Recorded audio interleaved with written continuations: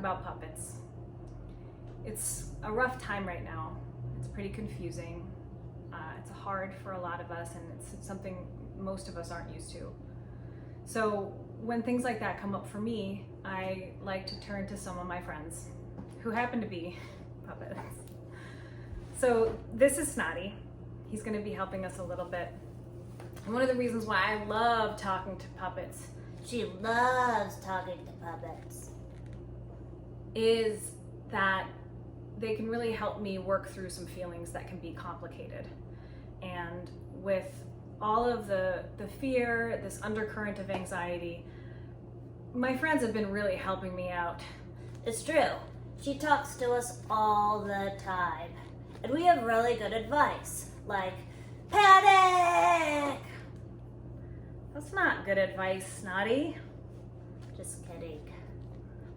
No, but what I mean is that when I have things that are hard for me to articulate, when I have feelings that are just kind of swimming around inside me, insecurity, fear, confusion, it's nice to give voice to them. And so I use puppets to help pull those feelings out and have a conversation with them.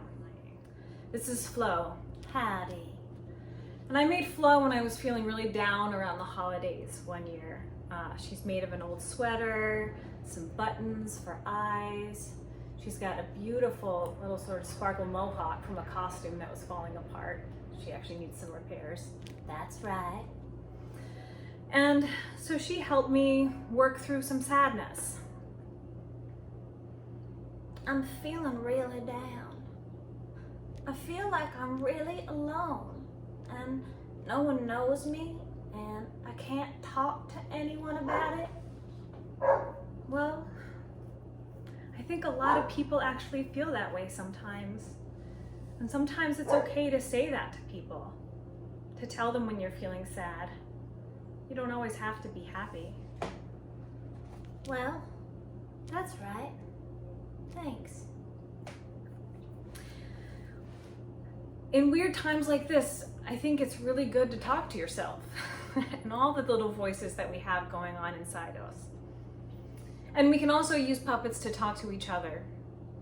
I'm going to show you how I make a puppet, but if you don't have any of these materials lying around, you can always use your hands.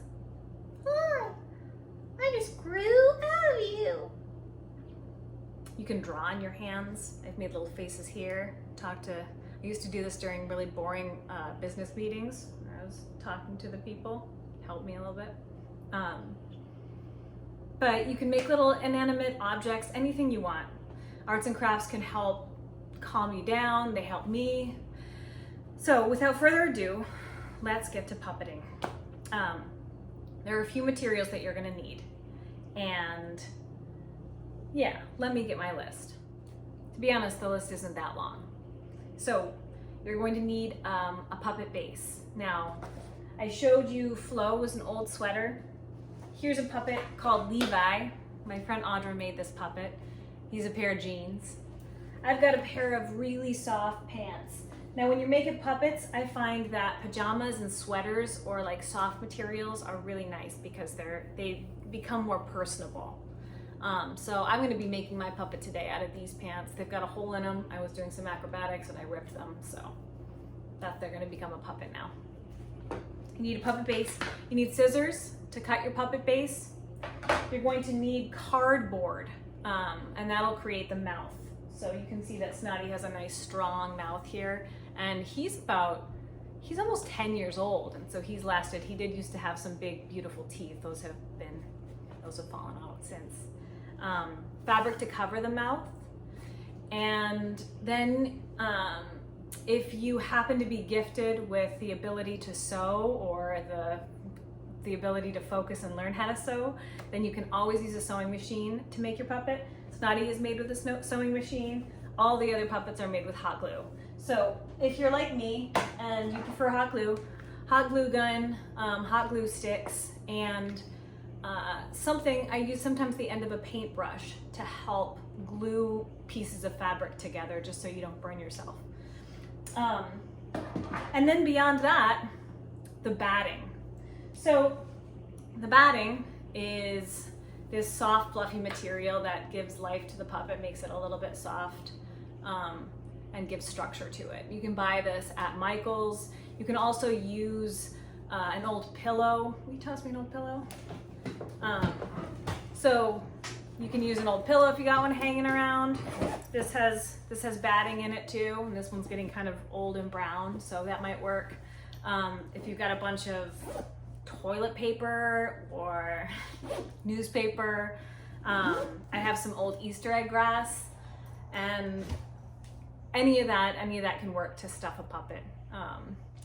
So after that, it's mostly just flair. You're gonna wanna create eyes. You can use googly eyes. I think I have some googly eyes. I might be sitting on them. Oh, here we go. Here's one. Meow. I've got these little fluffy fluffs. I've got a whole basket of Mardi Gras beads and other goodies that we could probably cut up and use, like a piece of fur. So whatever you have around really works, and you can cut up other costumes or clothes that you're not using anymore, and use those as well. And then really sky's the limit. So let's get to making.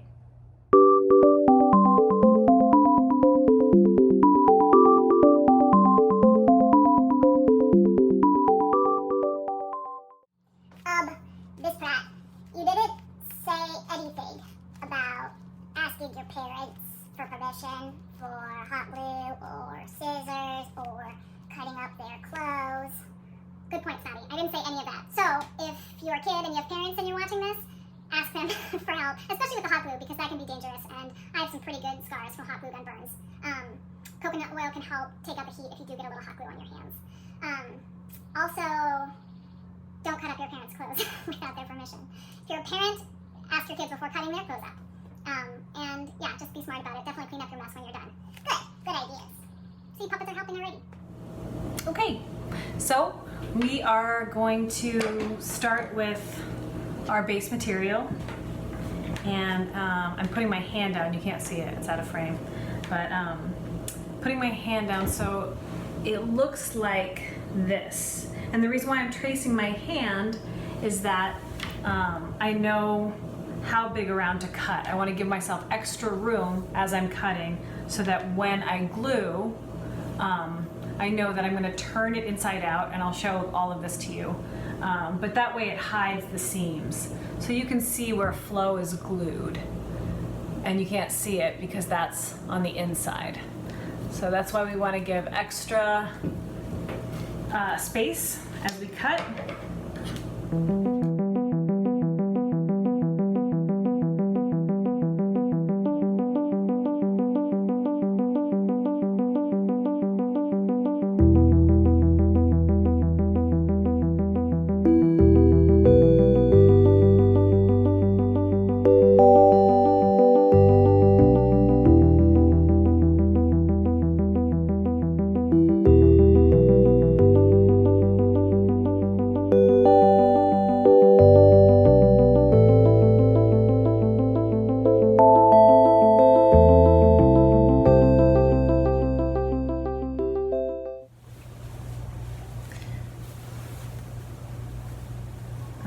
It's already starting to take shape.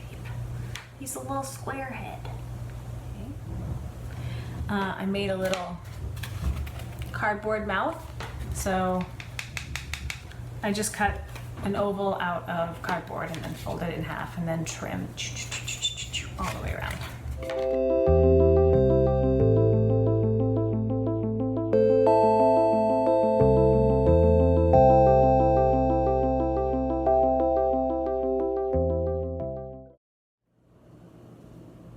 Now what I'm doing is I'm gluing the fabric, the base fabric from the puppet around the edge of my cardboard mouth. This is probably the trickiest part.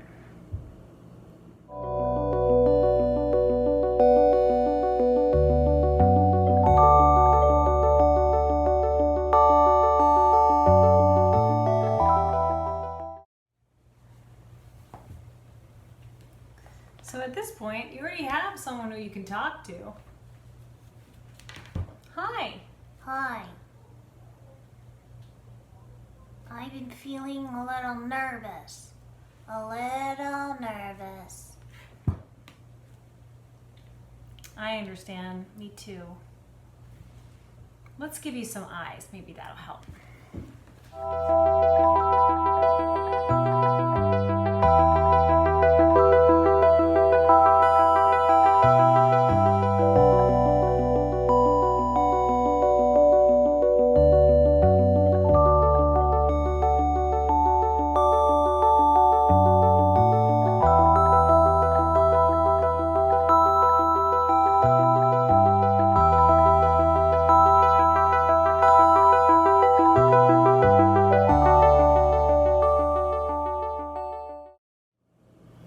Okay.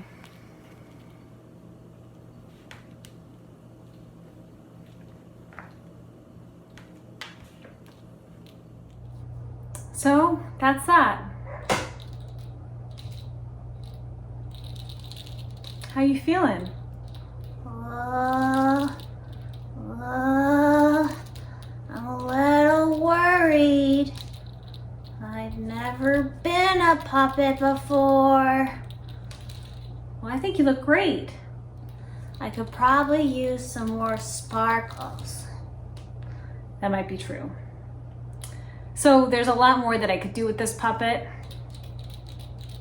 I haven't even named it yet, but it was a quick go around, and looks like you have a lot to be worried about right now, and I'd love to talk to you about it. Okay, well, thanks for making me. Thanks for watching.